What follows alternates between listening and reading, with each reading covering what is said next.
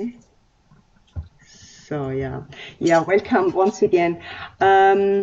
Yeah, thank you for taking the time this time, and for the ones that have been here last time. Also for the ones that took time to do the assignments, and we will talk about that also.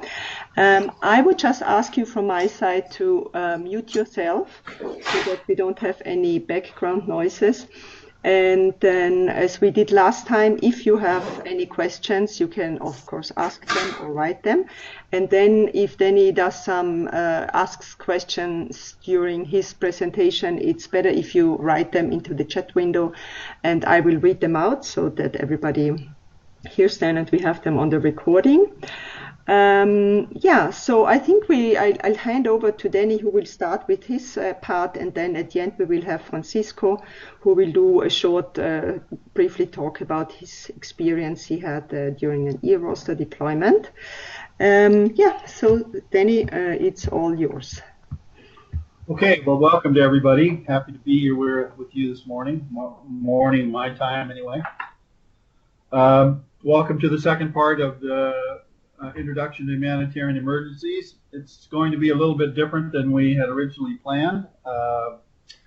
One, because we don't have as much time as we thought we had, because we're going to take some time, as Maria mentioned, at the end to have Francisco share his experience in Lebanon as an ERoster deployee. So in this course, we're going to look at a review of the work that was done by those of you who submitted the competency and vulnerability assignments, and then we're going to talk about, primarily we're going to talk about mitigation and the link between mitigation and preparedness.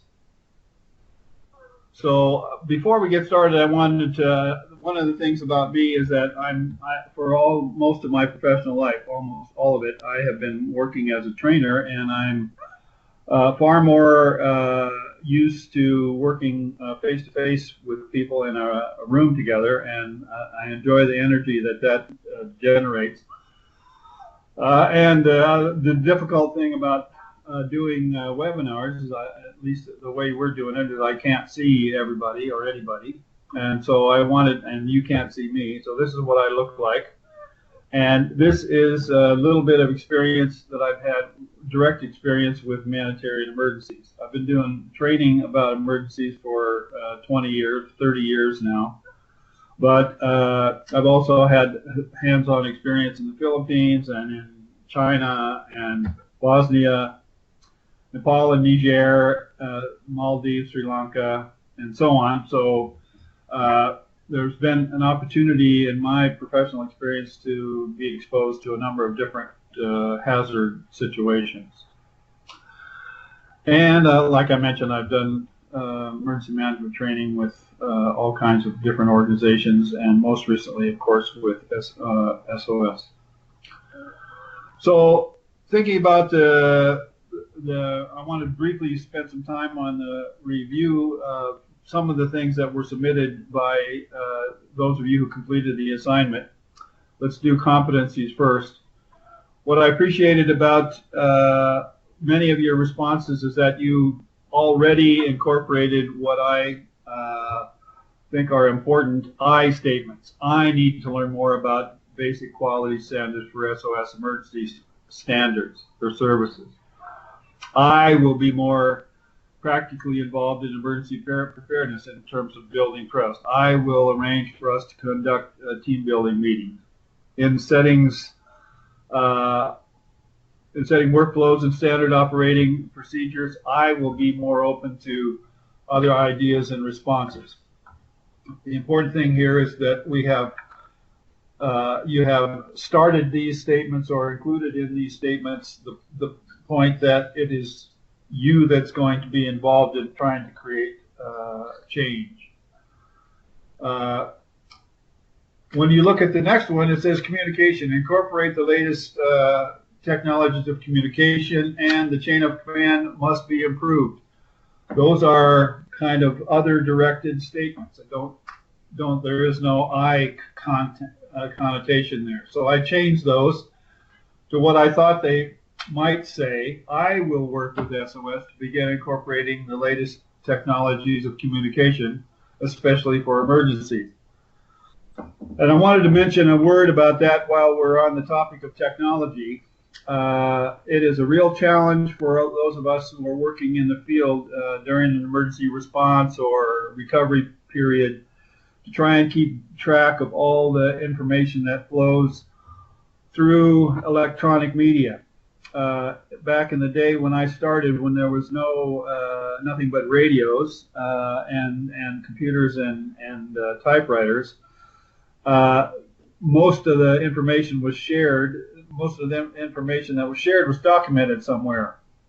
Nowadays, there's a lot of information that's passed back and forth by telephone, by cell phone, and there's often no mechanism to capture the important essence of what may be relevant to other people on a team besides the people involved in the direct communication. So be aware that technology has advantages and it also has some challenges. The second one is I will organize a joint assessment of the chain of communication and identify ways it can be improved so that the assistance is given in precise. So again, the important thing here is that these should be I messages. I'm going to do this, I'm going to do that, because you are the one that's going to make the difference. It has to start with somebody. It's easy to say SOS should do it, but SOS is you, and so you need to start with you. Empowering others, again, conduct a participatory rural appraisal. That's a great idea to do that with the community. And it's also important to check back with others, but it's important to make those I messages. I will work with colleagues to organize a participatory rural appraisal in the community. It's great. It's a great intervention that you can make with the local community around a children's village, for example, and that will bring the community together and also raise awareness of emergency preparedness needs and so on. I will regularly check with others. Information management. SOS needs to strengthen the tools of collection. Well, maybe that's true, but where does it start? What are you going to do? So I will improve my knowledge of information collection and analysis tools and work with SOS colleagues to strengthen the tools of collection, etc. So put yourself in the equation. Here are two good examples that were shared by you. One was on negotiating. I will seek some sort of official joint approval. I will take time as far as possible to get a good picture of relevant stakeholders in regards to networking. So when we're working on competencies, we're working on building our own strengths and capabilities. So we need to make these I messages. Then we had the REVA assignment, and I wanted to congratulate those of you who did that work. We had a whole range of different kinds of inputs about the hazards that were identified, the constant potential of random airstrikes and shooting and shelling, and the unexploded ordinances in Gaza. I thought it very interesting. Well, that's a very unique situation in Gaza. Also, what Rose shared from Conakry is the chronic lack of sanitary conditions in local markets. That can be a real hazard, leading to outbreaks of disease and so on. That was a very local kind of identification of a hazard. In Hungary, we had accidental and purposely set fires. From India, we had hazards that relate to drought and earthquake. Two different people mentioned earthquakes. We have Suni's contribution from Cape Town about the drought there, and I hope that if Suni is on the call, she can share at the end of the presentation. The assignment for this course relates to the drought circumstances in Cape Town, and she may be able to share a little about what's going on there, in addition to the case study that you'll get a copy of. From Kenya, we have blocked storm drainage and malnutrition problems, and in Austria, we have avalanches. So we have a whole range of different kinds of hazards, which is really important. Some of you did complete vulnerability assessment, did all the way through all the pages of that format. That was good exercise for you. My purpose was to make sure that everybody understood that this format is available. These tools are available for us to do a hazard and vulnerability assessment. And in order to do good disaster preparedness and response, we need to have a good idea of what the hazards are, what they can do, and what the vulnerabilities of the local situation are.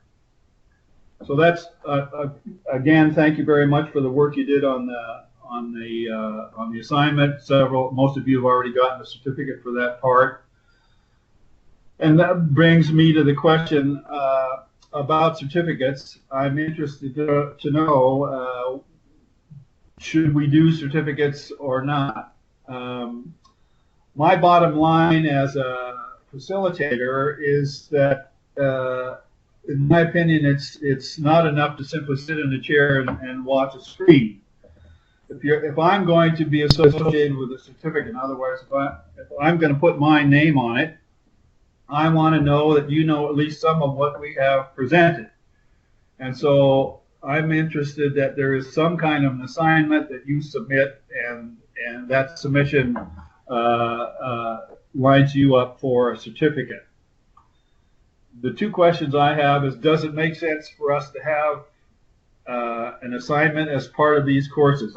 That's a question I'd like to have you respond to. Does it make sense for us to have an assignment for these courses? Let's see what you say about that.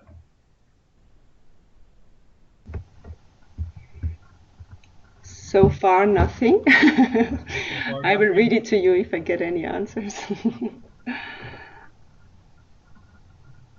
So, yeah, Karen says assignment yes, but we need enough time to do it. Also, Anoop thinks it's good to have them. So maybe this time we should give a little bit more time than we did last time. These were two answers now. Well, I want to respond to the time business. Bimal says yes, it's good to have them. Mm-hmm. Yeah, Danny. Okay, let me respond to that. Gray, I'm glad you think it's a good idea, and I want you to know that we did set a timeline for the submission of those assignments, but both Maria and I were very flexible about that, and we've taken assignments right up until the day before yesterday. So there is plenty of time to do it. I think it's important to get it done before the next course starts, at least. Mm-hmm. So just for you to know that there were some other positive answers to this, so I think we can still do it. We can give a deadline which can be flexible, but the deadline, the initial one, can be a few weeks. Not we had it last time, only 1 week for the first assignment, 1 week for the second one. So yeah. Mm-hmm. Okay, great. Thank you, everybody. Then just for your info, Sune is not here, so she will not be able to talk about Cape Town, so you can do it. Okay, so I want to talk about disaster mitigation and the link to emergency preparedness, and the objectives of this section are that we understand and are able to explain the link between mitigation and preparedness. That we understand and are able to suggest both physical and behavioral mitigation and risk reduction strategies, and that we're able to understand and be able to explain how to facilitate the improvement of emergency preparedness at children's village and community level. The key to effective preparedness is understanding hazards and vulnerability and what we can do to reduce that vulnerability. So we'll continue on that note from here. Let me just suggest that disaster mitigation really began with what they call the sanitary revolution Simple things years and years and years ago, having to do with washing hands after you use a toilet or whatever. That's what is the sanitary revolution. Those were the first real steps at mitigating hazards, particularly disease. In order to know how to reduce risk, we have to know what the hazards are, and we have to know what those hazards can do. And you'll see when we get into the review of our documents here that we're focused on what is the hazard, what damage did it cause, and what can we do to improve it. In context of mitigation, we're looking at the elements at risk, which are human lives and life support systems. We'll talk a bit later about lifelines that are essential in an assessment phase. Communication systems, residential and commercial, industrial and agricultural business buildings and equipment. All of those things are things that are important. They're at risk in many hazards. In some hazards, these things are not so vulnerable, but in most they are. And then what the whole purpose of mitigation assessments is to understand what can we do to reduce risk. So if we go back to the last course, we remember this diagram that shows a disaster cycle, and I wanted to emphasize the importance of mitigation and risk reduction. And it's comprised of a number of elements, physical and structural elements, and many of the elements of mitigation are behavioral. They have to do with changing human behavior. Structural elements include design, materials, strength and flexibility, quality and location. Those are things that are factors in reducing the impact of a hazard. Behavior elements include politics and policy and building codes and enforcing building codes and testing materials, raising public awareness through education, training, and doing rehearsals. Done well, mitigation is nearly a continuous process. As I tried to illustrate with this diagram, it can go on almost all the time. Mitigation is really best begun during the emergency response phase, as early as the first comprehensive damage assessment. And we'll talk about that more in a minute.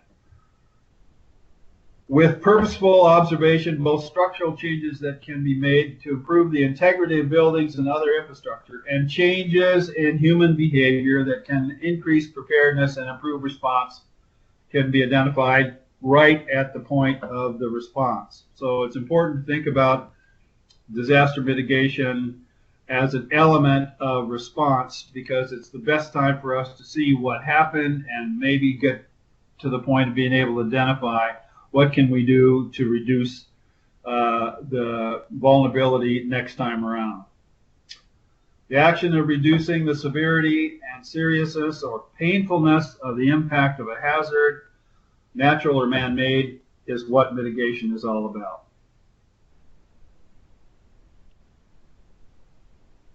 As I mentioned, it starts during the response phase. And you can see that it's also recovery, rehabilitation, and reconstruction start during the response phase if they're done properly. And we are continuing with mitigation through the preparedness period. So I wanted to talk. I mentioned lifelines earlier. These are what are considered to be lifelines. And there are 4 kinds of hazards that are impacting on these kinds of lifelines. You can see that the most destructive are earthquakes, because they kind of affect everything. in a strong way. But the lifelines that we're concerned about are electrical power. What is the power source, power grid like? Anybody who's paying any attention to what's happened in Puerto Rico after the hurricane there knows that electrical power and water supply were severely impacted on the island, and they still have not recovered. After 2 months, they're still trying to get electrical power up, and they're still trying to get water supply. So those two lifelines were dramatically impacted by that hurricane. The other thing that was impacted was telecommunications. All the cell towers went down. Those are things that we need to be aware of as we do disaster mitigation.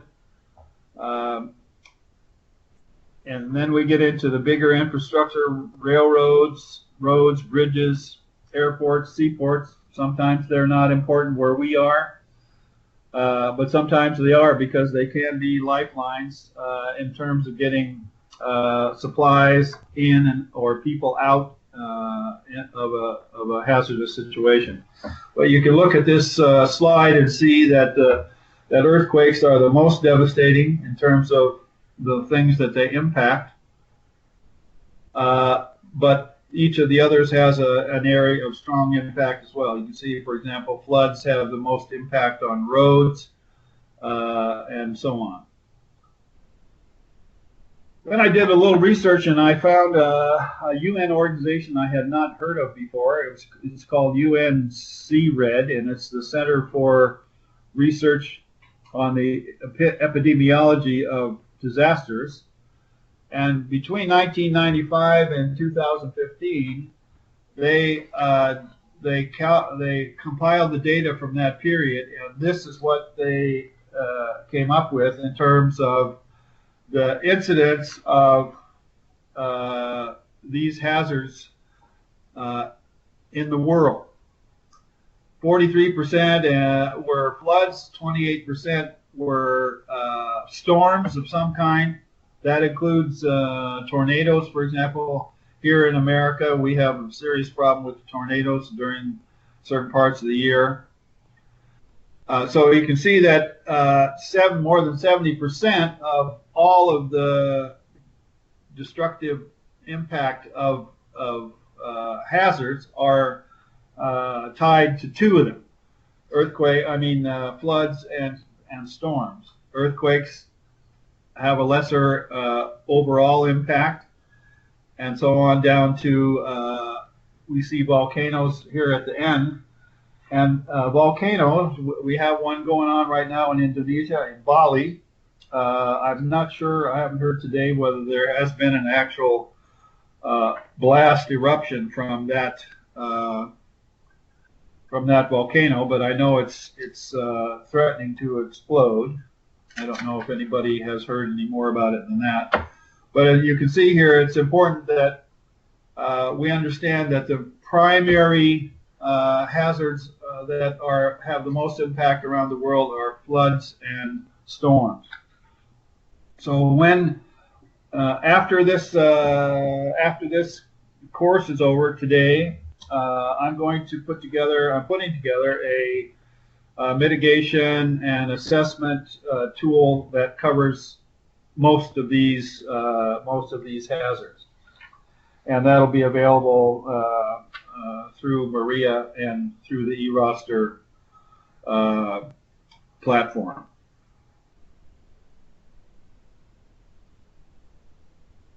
I just wanted to point out again, just to re-emphasize the point that I made earlier about the fact that mitigation can begin at any time, but it's better done from the beginning during the response phase. So that's the purpose of that slide. So what we're going to do now is we're going to focus on looking at how do we do mitigation, and we're going to focus on the most common hazard, which is, I mentioned just before, floods. So in the context of an emergency response, the first thing we do is a rapid needs assessment, and that is a survival effort. What do people need to stay alive? Food, water, shelter, medicine, what is it that the people need? That's the purpose of a rapid needs assessment done in the first 2, 3, 4 days after there's a hazard impact. After that, 2, 3 weeks after the hazard impact, we want to do a damage and mitigation assessment. And this is very comprehensive. We want to understand what's been damaged, how was it damaged, and what is the implication in terms of costs and so on. And we have tools for that purpose. So this again is something that's organized and done after, for example, in the case of a flood, usually after the waters have receded enough for people to get around and do an assessment. For a major flood covering a large area, we need to assemble an assessment team comprised of team leader and persons with knowledge and expertise in the following areas. One of the things we forget about is debris removal. That can be a very time-consuming and costly activity. What kind of protective measures can we do? What has happened to roads and bridges? What about water control facilities, buildings and equipment, and utilities? People who know about these things are important to have on a comprehensive assessment team. I put down at the bottom of this slide a mitigation detective, and I'm going to pursue the rest of this presentation as though we were mitigation detectives. But in fact, everybody on this team should have an eye toward mitigation as they do their assessments. If you are engaged as a member of an assessment team, one of the things you need to do is try to get the community involved, try to get some members of the community involved in the damage assessment, because in the end, those people are going to remain and you're going to go away, or very often we're not going to be there. If we're working with SOS from another country, we're going to go home. If we're working with an international NGO, we're going to go home or back to our headquarters or wherever, and the local people are going to have to be in charge. So it's important to involve them from the beginning in any kind of assessment we do, so they understand what damages have been caused, how it was caused, and what they can do about it in the future. So, if in the papers that we made available ahead of time, there is a format for an initial flood damage and mitigation assessment, and it begins with deaths and injuries.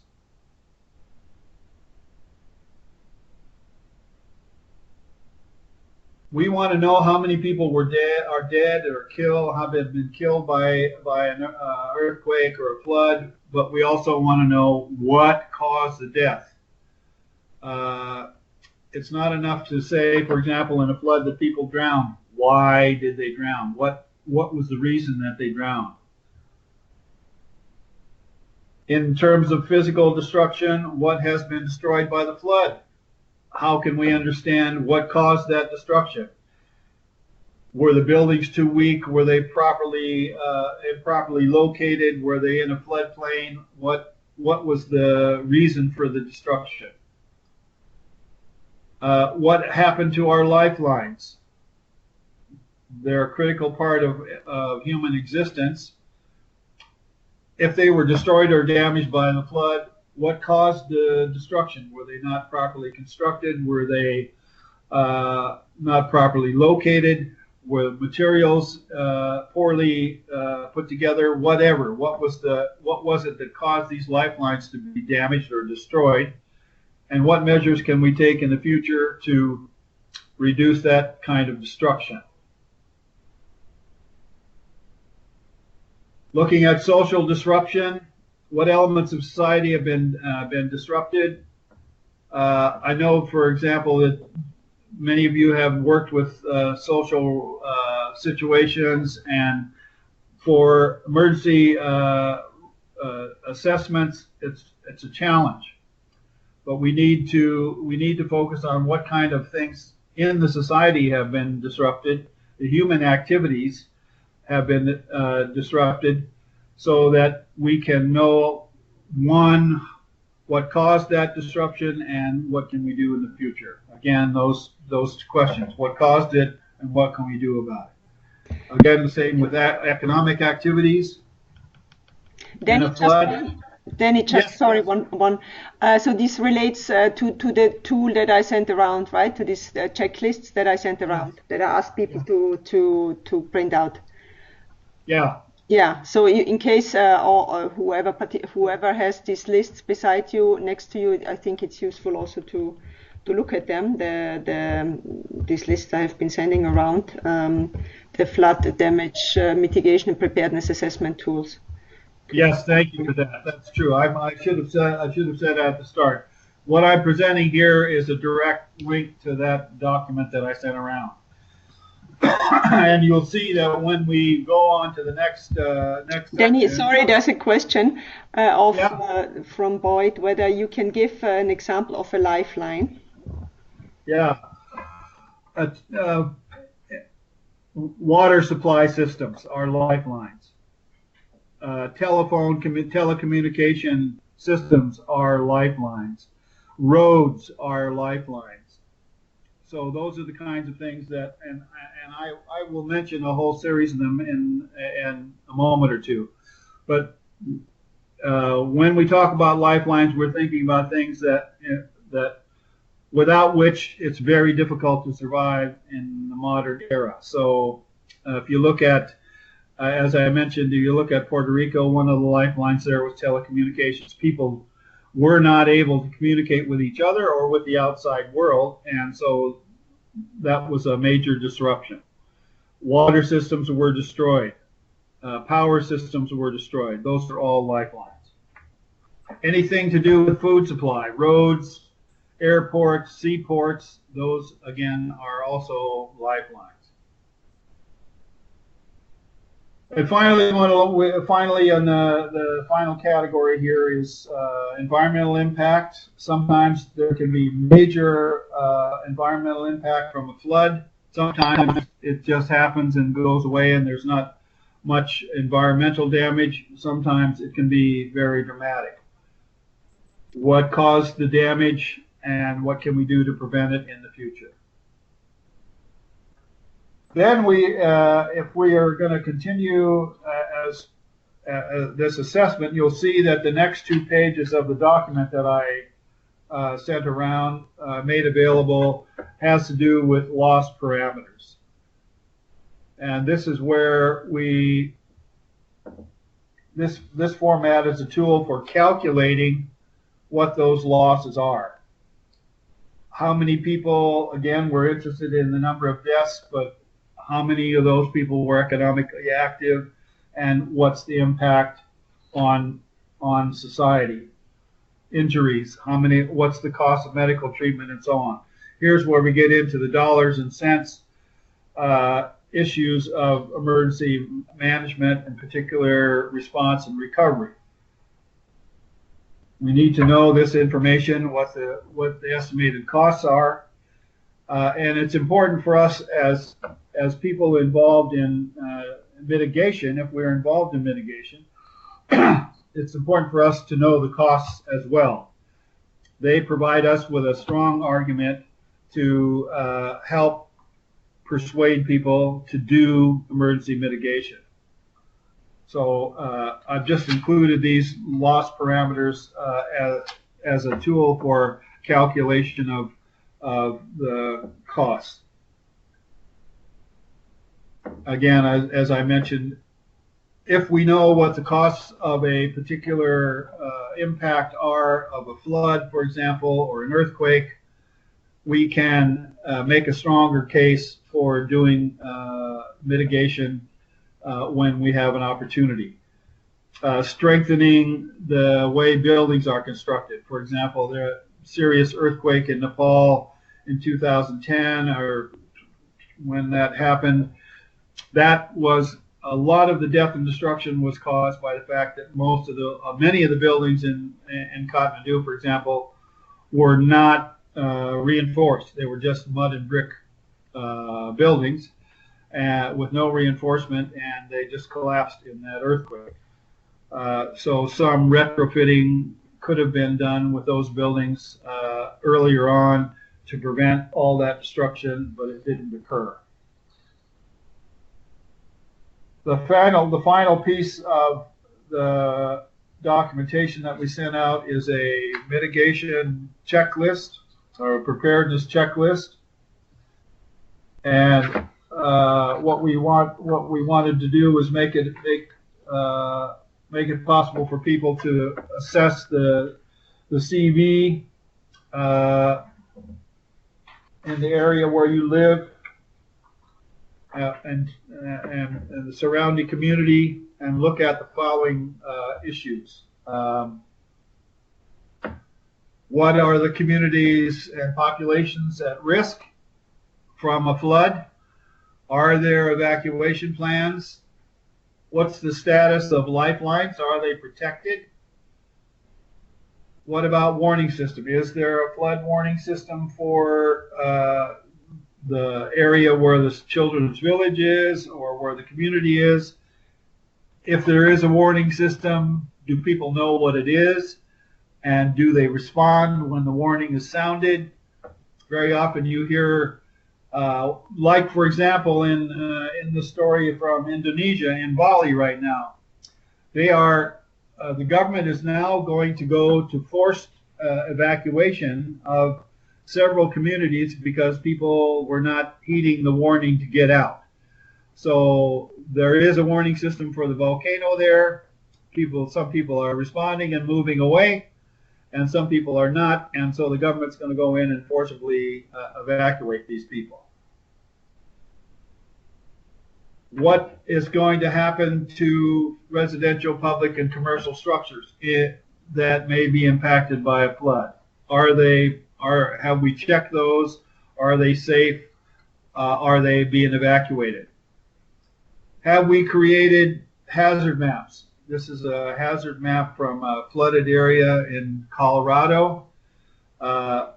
If to the degree that we can in our children's villages and in our surrounding community, if we can work with the community to prepare a hazard map for a flood, so that we use the indigenous knowledge of the people who've lived there for a long time, we can understand, well, if there's a major flood, it reaches here and all of these areas, and these are the populations that are going to be impacted. These are the structures, these are the roads we need to be concerned about, etc.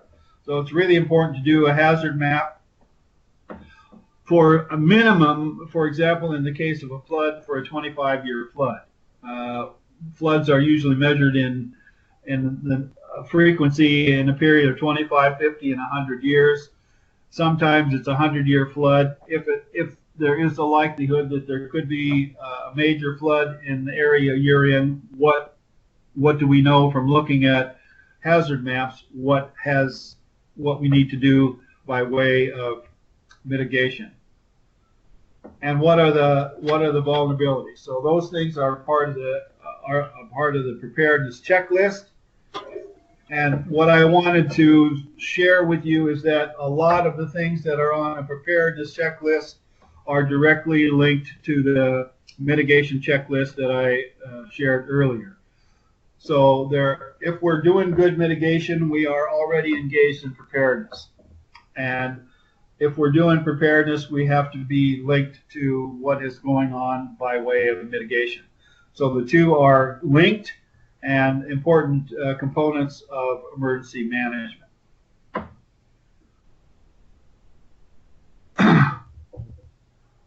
The other document that you got was the same set of materials for drought. The categories of information are the same, but the content is often very different. I just want to point out that in the case of physical destruction in a drought, there may be almost none. I spent some time this year in February and March in Ethiopia doing a drought assessment. And to be quite frank about it, there was almost no physical destruction other than, I mean, the physical destruction was livestock and crops.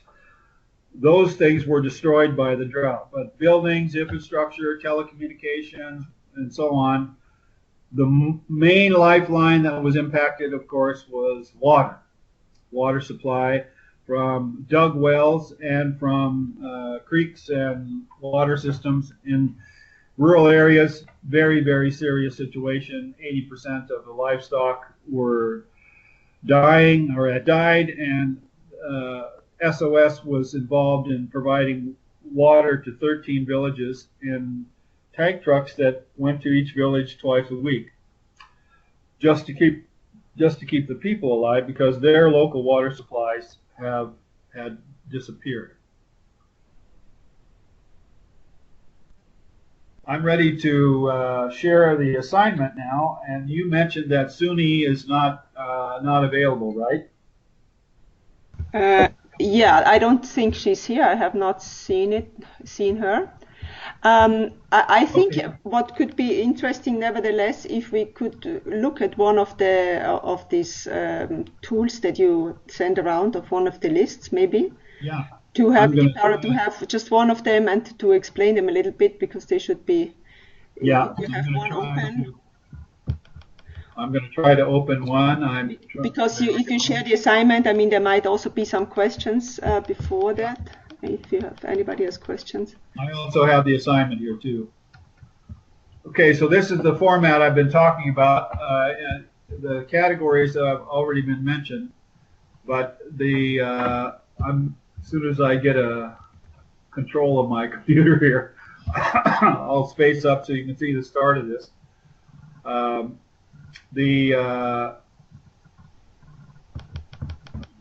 Still loading. There we go. You can see that it starts off with calculating the deaths and injuries. Here we go. Can people see that, I guess? Did you see that, Maria? Yeah, I can see it. I hope it's working, yeah. Mm-hmm. So these are the same categories that I just went through on the slide that had the yellow boxes on them. Again, we're interested in the number of people that have been killed, or the number of people that have died. We're interested in what does that mean economically, of course, and what are the social and psychological effects on the remaining community. What kind of psychosocial support do we need to provide to those people who've lost family members in the flood, for example? Injuries, how many people have been injured? Again, we're interested in what are the injuries, what caused them, and what can we do to prevent them if we're doing mitigation. What were the medical needs? Have we been able to meet those needs? What additional medical supplies do we need to provide? What are the costs? What are the social and psychological impacts of people being injured? In the earthquake in Pakistan in 2005, the country of Pakistan, the number of paraplegic and quadriplegic people increased by 2,000% overnight. So many people were injured in buildings that collapsed that the number of people who were paralyzed from the waist down or from the neck down increased dramatically in a 2-hour period. So that has tremendous social impact. And one of the things that happened as a result of the earthquake in Pakistan is that they had to modify a lot of buildings so that people now in wheelchairs could get in. and in and out of buildings that before they didn't have any facilities for people who were disabled. Sorry, physical destruction. We talked about that. What was destroyed? Why was it destroyed? What kind of damage was done? Was it floodwaters that did it? Was it poor materials that did it? Was it improper location that did it? Yes. Physical lifelines. Here we are. Here are the lifelines again. Water supply, electrical power, telecommunications, roads, bridges. Which of these things were damaged, and what do we estimate the repair costs are going to be?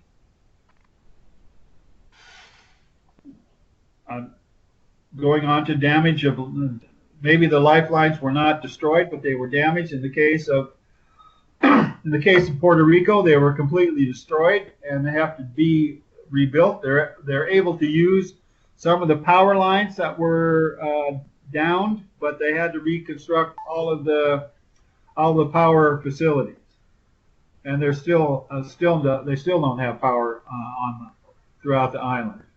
Same is true with water supply. Same is true with, although most of the roads are now cleared, it's still a problem for Puerto Rico. A lot of social disruption. And in case of Puerto Rico, again, I don't know what people know about this situation, but 200,000 or 300,000 people have left the island, and they're American citizens, and they have moved to Florida and other places in the continental United States, just because there was nothing left for them in Puerto Rico. That has a huge implication for the society, not only for long-term recovery, but also for school support, taxes. If those people are not there, their incomes are lost, and so on. What about emergency operations? How much time have we had to spend in order to respond to this or that emergency? In the case of floods, the emergency operations can extend for a long period if the flood was serious, it takes a while for the floodwaters to recede. In the case of sometimes a flood happens, and 2 days later the water is gone, and you can begin to try to get back to normal. What is the economic disruption, again, and what's the environmental impact? So as a mitigation person, we're looking at what are the causes of these things, what caused the damage, what caused the disruption, and what can we do to reduce the impact in the future. And you'll see that we have included in this set of documents the loss parameters that I mentioned before. This is where you can record and estimate what the costs are for these different impacts of the flood. And there are 2 pages of that, and then there is at the end a preparedness checklist that closely links to the mitigation document we saw on the first couple pages. So again, here's the link between emergency management, mitigation, and emergency management preparedness. They are and could be actually more strongly linked. So you will have these documents for floods and for drought. I'm working on one for civil conflict. I hope to be able to team up with Ilham in Gaza to refine the one on civil conflict. And that'll be available to everybody. And actually, I'm putting together a workbook that will include all of these things, plus one for storms and one for earthquakes, so that we'll have these main hazards in a workbook with these tools, along with some guidance on how those tools can best be used. And that'll be available probably shortly after the first of the year, maybe before that. So are there any questions about this format?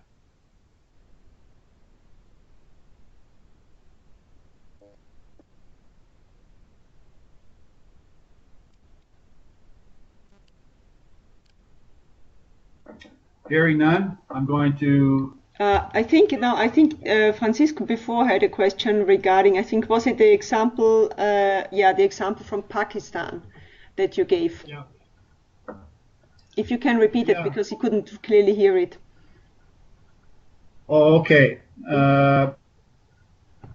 The issue in Pakistan was that because of the physical damage that was done to structures which collapsed, the number of disabled people who were either paraplegic or quadriplegic in a 2-hour period increased by 2,000% in the country because of the earthquake.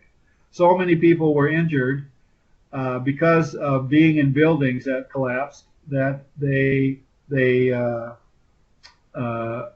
were disabled. I want to also point out about that same earthquake. I was working in Pakistan in 2005, in the summer of 2005, and I did a course on training of trainers. And in order to participate in that course, you had to come with a couple of partners, and you had to have an idea of what kind of a training course you wanted to do. And one team wanted to do a course for school teachers and school administrators on what to do in an earthquake. So they designed a course that could be delivered in one day, and they presented it to their colleagues and so on. They got a critique, they modified it, and then about a week and a half after the course was over, they went out into the mountainous area of Pakistan, and they began to deliver this course to schools. They finished their planned presentations and training course on the day before the earthquake in October of 2005, the day before they finished their course. Then the earthquake struck. It was about 4 months later when I was there working as a recovery coordinator for Church World Service that the government came out with a post-disaster report. And the government's official estimate was that about 3,500 school children who would have probably been killed by the earthquake survived because of the training that was done by these people from Church World Service who went out into the mountains and helped people understand that given the structures that the schools were, the best and most important thing to do in an earthquake is get out. And in those schools where the teachers and administrator got training and the children did rehearsals, when the earthquake struck, they got out. And 3,500 of them are alive today that wouldn't have been by government estimates because of that training. So it's really important to understand that there are things we can do to reduce the human losses in a hazard. So that's an example from Pakistan.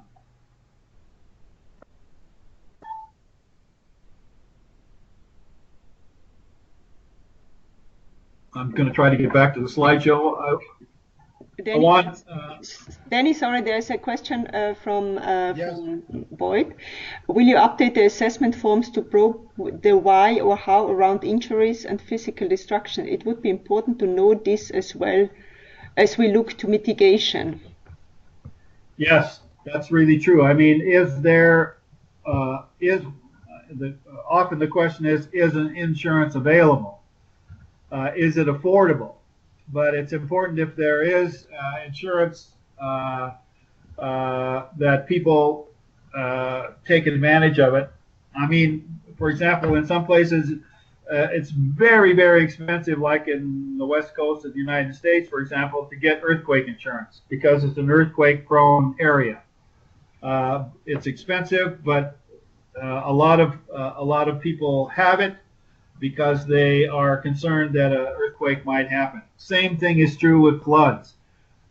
If you have good flood insurance and if your buildings are properly structured and located, it can make a huge difference in the impact of the hazard. Now, I'm not sure how to get back to this to the slideshow. Boyd, I don't know, is this did this answer your question, or was your question differently? Sorry. Then maybe you just.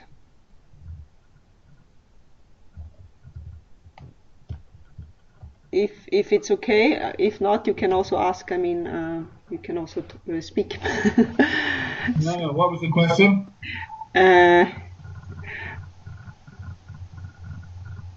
Yeah, no, Boyd was just saying, I was thinking it would be good to know, for example, 70% of injuries were from flying debris. Yes, that's right. Yeah. Mm-hmm. I mean, in a flood, that's what the point I was trying to make earlier, and I'm glad you asked the question. In the case of a flood, if you look at deaths, the likelihood is that you're going to report that people drown. But a lot of people drown for a variety of different reasons. Why did they drown? Were they not able to escape to higher ground? Could they not climb up to the roof of their house? Was their house washed away from the foundation?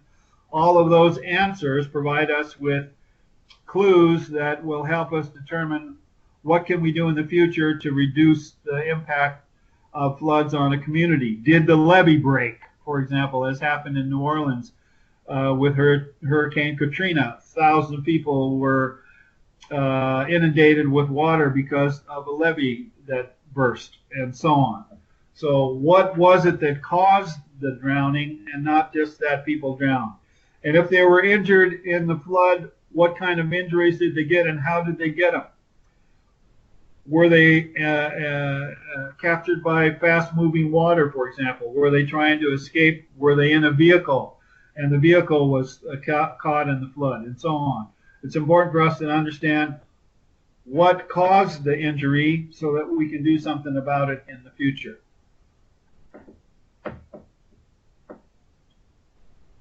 So I don't know.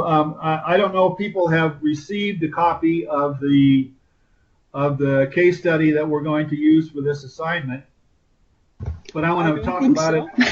I think I didn't send it yet. It'll be available afterwards. It will be available immediately after the course is over. And I want everybody also to understand that you'll get a copy of these slides so that you can use them as you like.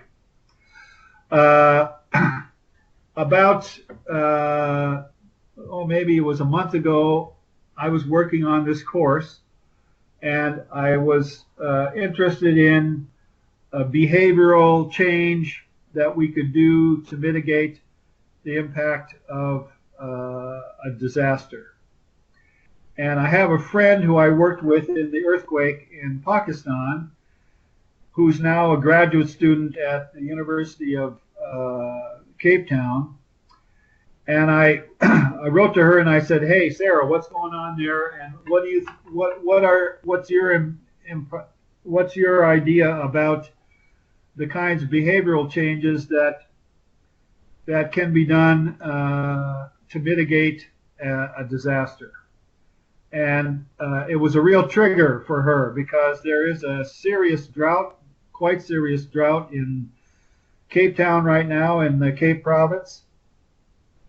So she sent me back a very long description of what was going on there, and then followed it a couple days later with another extended description of the drought situation in the Cape area.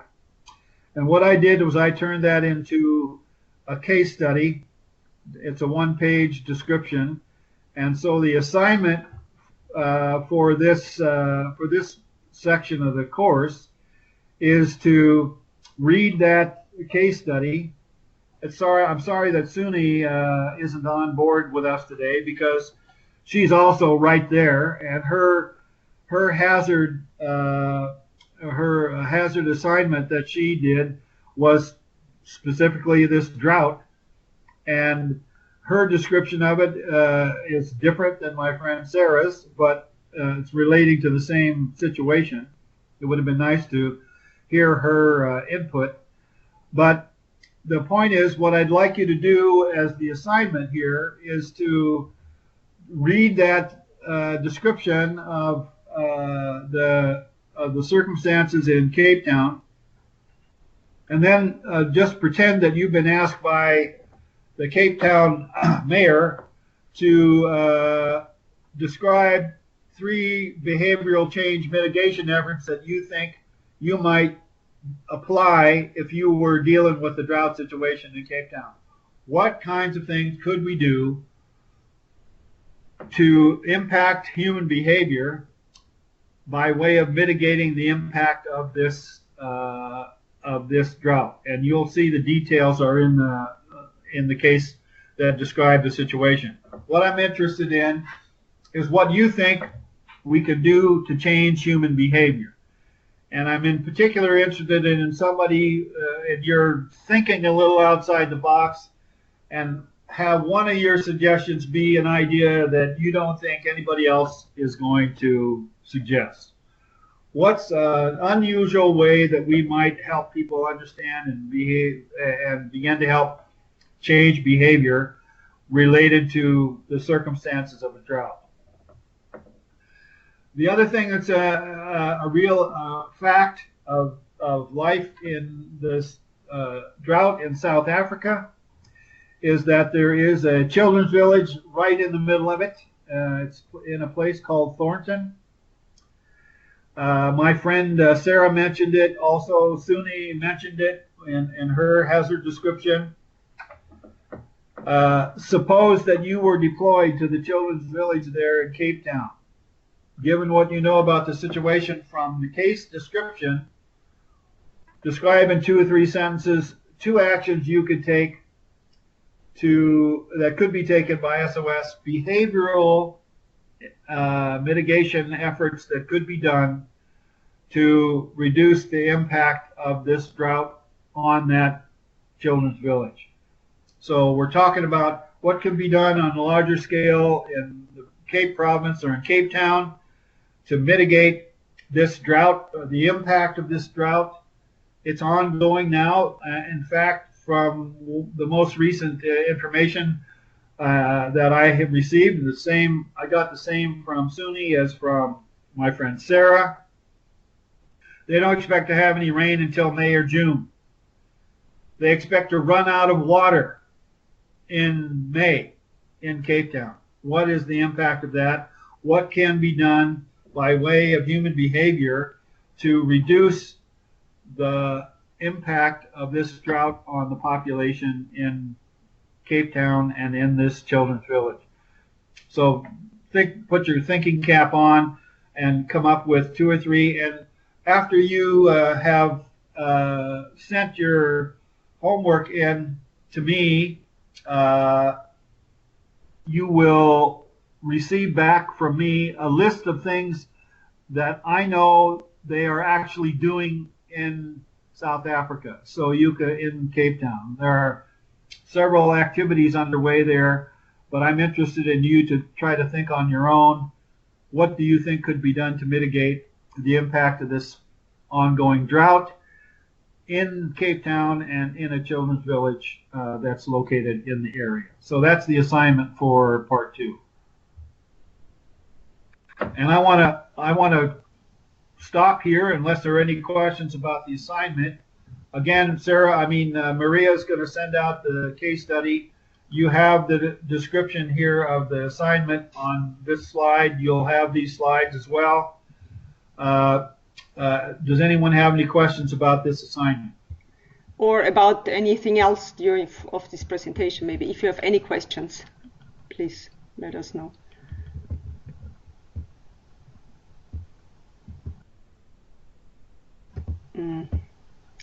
For the time being, doesn't look like. Okay, so I want to turn it over to Francesco. Yes, so thanks a lot, Danny. In case some questions still comes up, you're still around, I think. So yeah, Francisco, are you still there? Should I take my... Yes, I'm here. Hello? Yeah, hi. So I think, Danny, you would need to stop your presentation now. You can just stop sharing. Yeah, exactly. And Francisco, I don't know, do you have anything to share, to present, or you're just going to explain a little bit, or? I didn't have time to prepare something to present it. Maybe I can put some photos and I just can. I don't know. Maybe I can present some documents that we exchange about, like the cooperation agreement, but I didn't make a presentation. No, no problem. No, it's just because for the rest to know, somebody else had agreed to do the short presentation today. He just told me yesterday afternoon he cannot make it, so Francisco was very flexible to step in. So that's why I think it's great if you can. I think the main thing is what would be interesting for people, of course, where you went, what you did there, what were your responsibilities, but also how was what could be improved in the whole process of an ERoster deployment. And well, if you have one or the other picture, you have them on the screen, you could share your screen.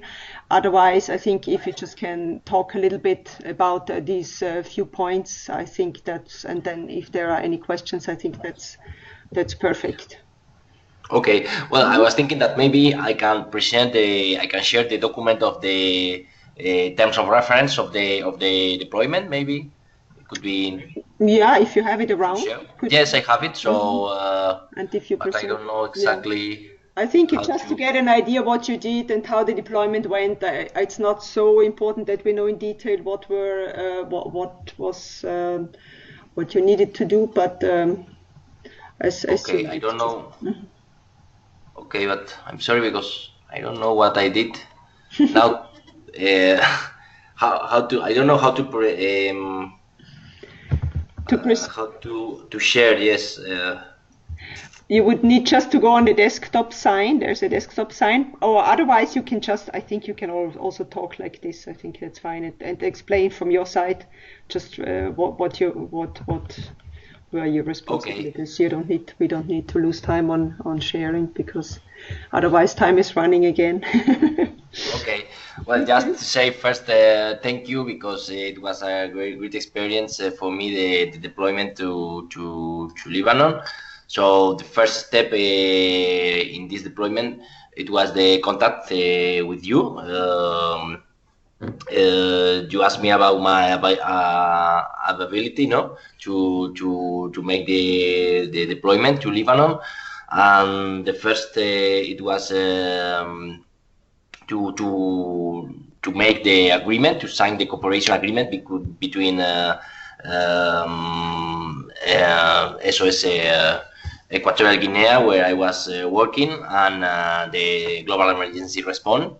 So after this kind of agreement, when we decided to make the deployment, you sent me all the information regarding the mission in Lebanon, and after we also sent me the terms of reference of the mission, more or less to explain a little bit.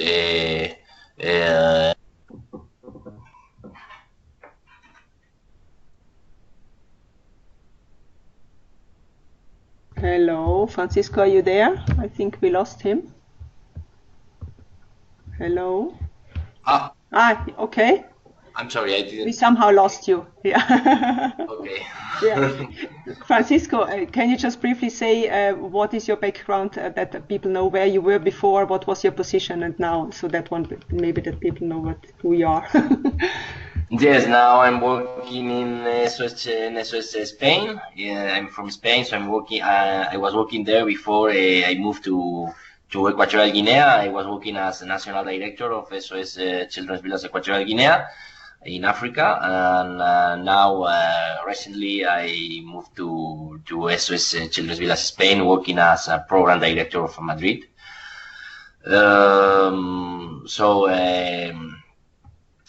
In April, I was working in Equatorial Guinea, and after we agreed to make the deployment to Lebanon. Before that, we exchanged some documents about the mission. The mission was regarding the refugees, the Syrian civil war that started in 2011, and there were a project in Lebanon, an interim alternative care center in Henshara in Lebanon that started to run in 2014, 2015, I think, I don't remember exactly. And it was an interim alternative care center where Syrian children refugees, non-accompanied children, could be living there, placed there as interim, like more or less 3-6 months. And well, there were some problems also regarding the situation of the war. After the war causes first an emergency situation, but I think the emergency situation after 6 years causes a crisis, social crisis situation in Lebanon, because there were many refugees. Almost, I think, 50% of refugees are children.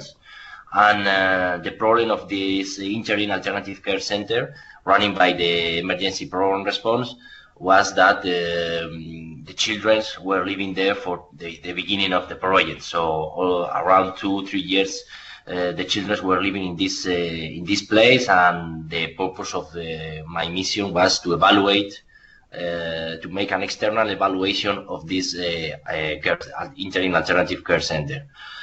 So first, I think it was very important to I receive the contact of Luciana. Also, I think Luciana is is now in this meeting, so maybe she can also make some comments about this. We plan to travel first to Casablanca. In Casablanca is the regional office of MENA. Lebanon, SOS Lebanon depends of MENA region. So Luciana is the responsible of emergency response at the regional level. So I went to Casablanca. I meet with Luciana, and I exchange all the information of this project running in Lebanon, of in the interim alternative care center in Henshara. And because others internal evaluations have been done in the past, so we exchange all the information. Luciana also traveled to Lebanon several times to try to look after this the situation of the children who were living there. And I went there after Casablanca. I stayed in Casablanca 3 days after I went to Lebanon, of course in collaboration with SOS Lebanon. Now I remember that the cooperation agreement was signed by SOS Lebanon also, SOS Lebanon, SOS Equatorial Guinea, and Emergency Response Program of International Office. So I was received by the colleagues.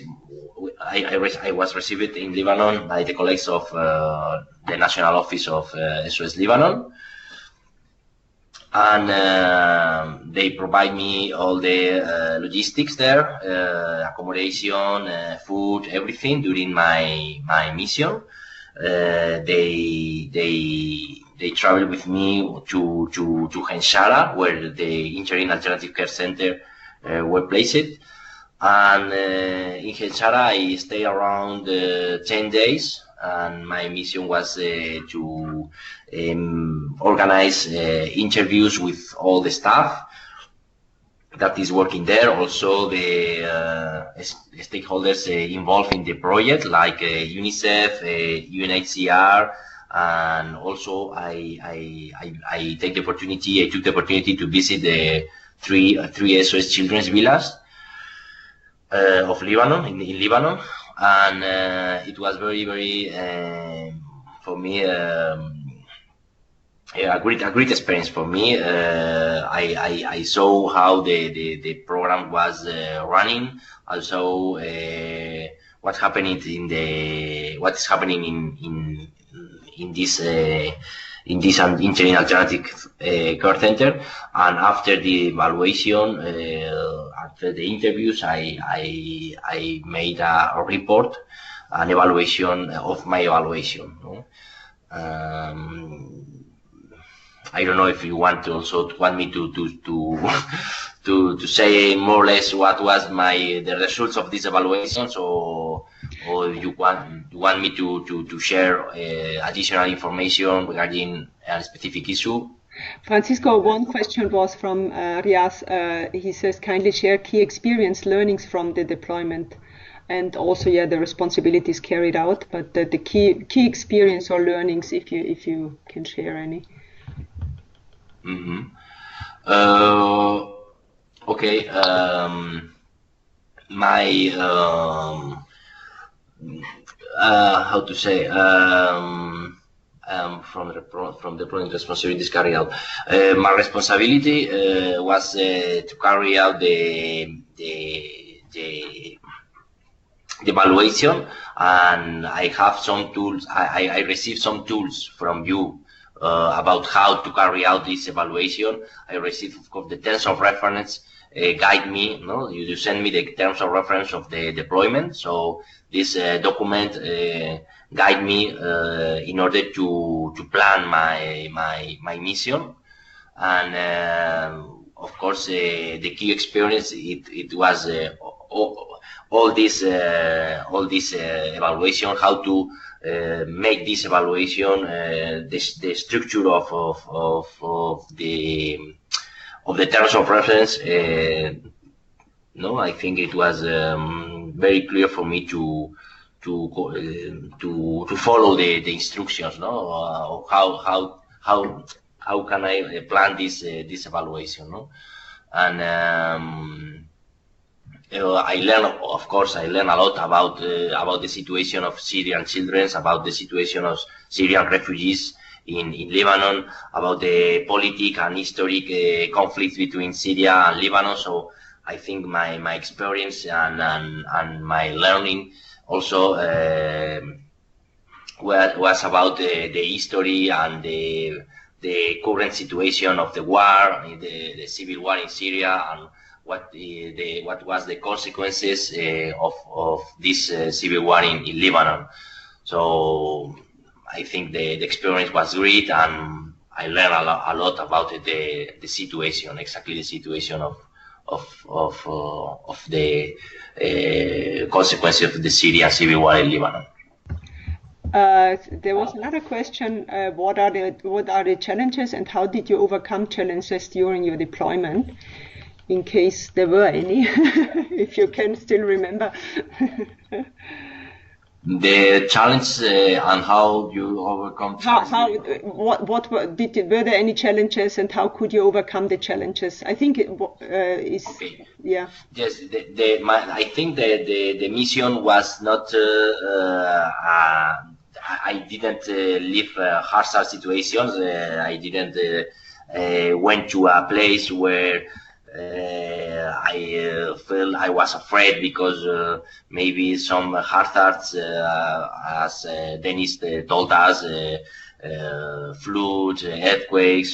So it because the war started in 2011, and I think I was not in a unsafe area of the war. So I was in a small village around 50 or 80 kilometers out from Beirut.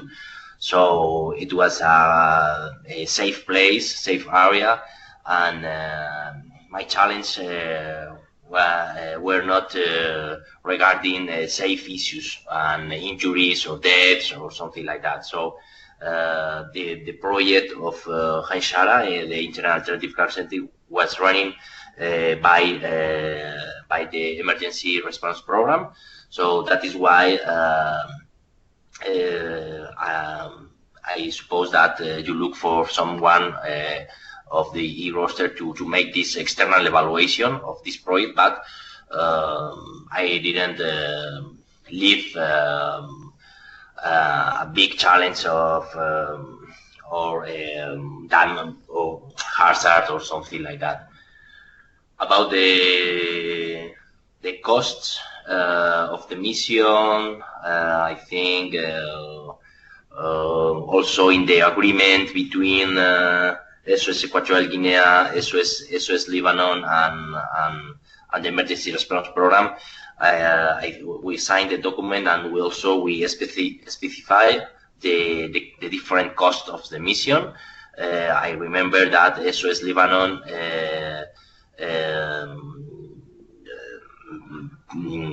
pay all these costs of my mission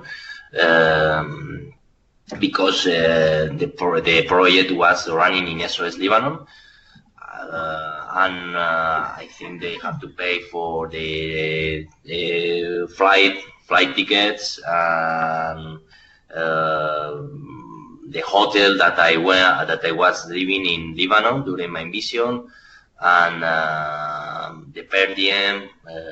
I don't remember exactly the amount, but maybe I don't remember. I don't know, five around. I don't know, 5,000 euros or 6,000 euros. But I don't remember very well exactly the amount. It was in April, so I don't remember exactly. So maybe if I just may say, usually it in this case was like done like this, that the ERP, from the budget in Lebanon, actually all the expenses related to this deployment, which is the flight, which is per diem, accommodation, even the salary for the time you were out, was covered by Lebanon, because also it depends, if the association says, okay, it's fine, we take it over, the one that sends out the person, like if you were sent out Boyd from Canada, and they will say, well, fine with us, we take it over, that's great. But many don't say so, because they already have to let go a person, and then they say, okay, but at least we want to have the expenses recovered. So that's how it, they all collect all the expenses, and then they make a debit note or whatever to the... Yes, that's right. SOS Equatorial Guinea, as I was working there, we paid in advance the flight ticket and some other expenses, and after we send the invoice of all the expenses to SOS Lebanon, and after they reimburse the amount. I don't know how can I share some photos or... No, I think it's anyway very good. If there's another question, because anyway we are a little bit, but it's very good already, the amount of what you shared. I don't know if you have, because I was just also checking. I think what was a little bit a challenge, I remember, was also was at the beginning was the English, wasn't it? Because you have been talking in Spanish with Luciana, and yes. Of course, one challenge. Well, I'm sorry because I'm not speak English every day, so I don't have a lot of practice in English. So I was a little bit afraid about the English, but also it was great for me to know that my contact in Casablanca, the emergency response program advisor in Casablanca of the international office was is Luciana from Argentina. So she speaks Spanish very well, and it was great for me to exchange with her around 2-3 days. I was in Casablanca first before going to Lebanon, and I could talk with her about all the so we make there. I make the briefing, the briefing before the mission to Lebanon, talking in Spanish. So it was very useful for me, this briefing with Luciana, in order to plan my mission in Lebanon better. Okay, are there any other questions? Thank you, Boy, for my English. He said that it's quite good, but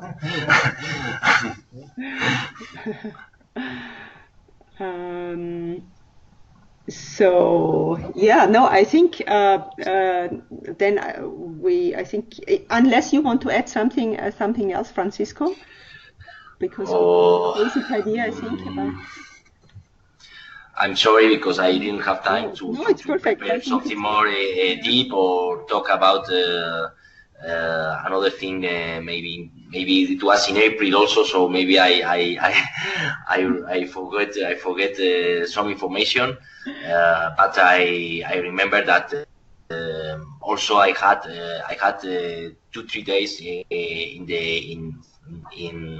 after my mission was finished. It was in Easter. I remember now. It was in Easter, around the mid-April, and I also took the opportunity of around 2-3 days before I leave the country to work in the hotel or in the report, because also I remember that in the terms of reference I had around 2 weeks or something like that, the time to present the evaluation. So it was fine for me. Also, I have enough time after all the interviews that I made in the Interim Alternative Care Center in Gensara. After that, I had time to make the report, and it was also very good for me to exchange with Luciana the report first, maybe also to check maybe some issues also of the English, and finally I hope this project now maybe is reviewed, and some of the consideration or recommendations that I made are taken into account for the benefit of children that are living there.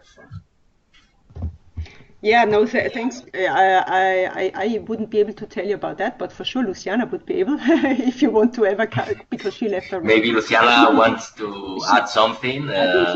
She's it was a pleasure for me to work with her. So I don't think she's here. She already left, I think. Maybe she already left. Yes. Okay. Yeah.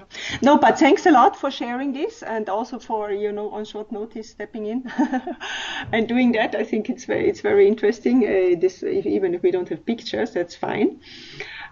So yeah, we are already a little bit over time, not too much, but thanks a lot to Francisco, thanks a lot to Danny, and also to everybody who participated.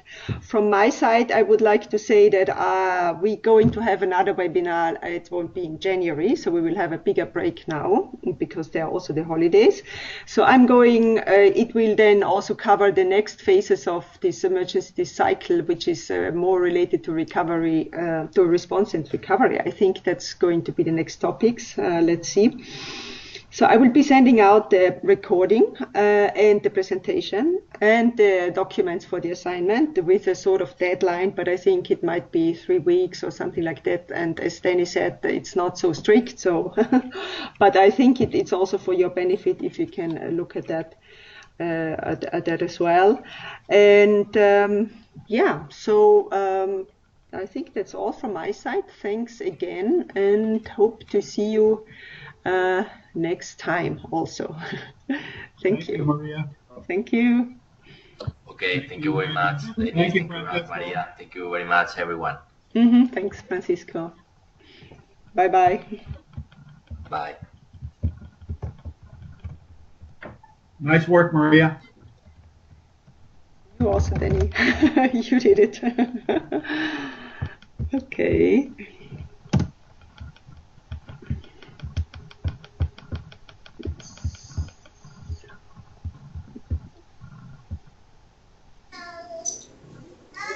Maria, can you hear me? It's Boyd.